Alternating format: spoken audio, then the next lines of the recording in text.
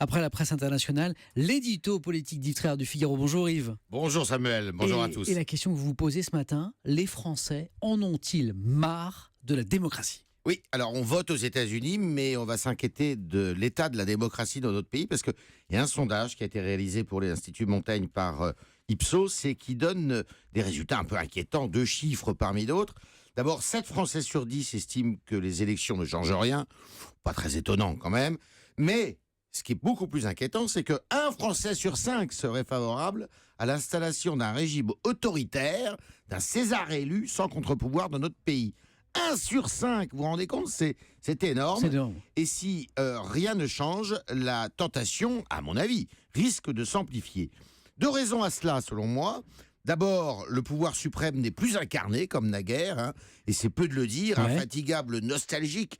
Beaucoup de Français ont le monarchisme chevillé au corps. J'ai pas dit qu'ils étaient monarchistes. C'est le monarchisme, c'est-à-dire la figure tutélaire qui rêve d'une figure forte à leur tête, d'un César dominant son peuple. C'est vrai que depuis De Gaulle, eh bien, cette figure tutélaire, Samuel, elle s'est quand même pas mal évanouie dans la société médiatique en 2 tweets et 3 confidences sur le divan. Sur un divan relayé à plein tube je vois cathodique. De qui vous voulez parler, je vois. Eh oui, le caractère sacré et inatteignable de la présidence s'est abîmé dans la passion du footing et des sorties nocturnes en scooter de nos 2 derniers chefs de l'État. La transparence à outrance, en tous les cas, est mortifère pour la démocratie. Yves, voilà pour la première raison. La seconde ?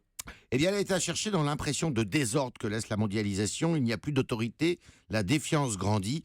Beaucoup de Français ont l'impression que leur personnel politique ne contrôle plus rien, que le monde est une vaste foire dirigée par des élites corrompues, que l'empilement normatif des décisions ne sert à rien.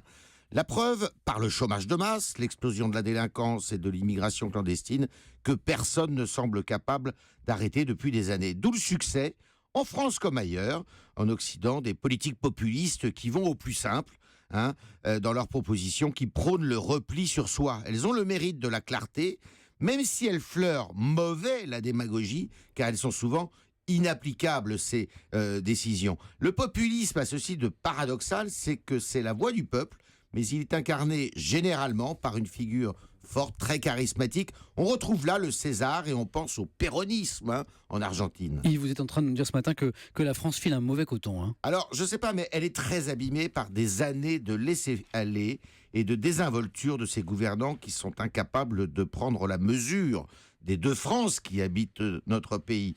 Celui ou celle qui saura proposer un projet national protecteur pour les plus faibles, sans être castrateur pour les plus entreprenants, ne pourra être qu'un défenseur de la démocratie, le pire des systèmes à l'exclusion de tous les autres, disait Churchill. C'était l'édito politique d'Yves Tréhard. Merci Yves.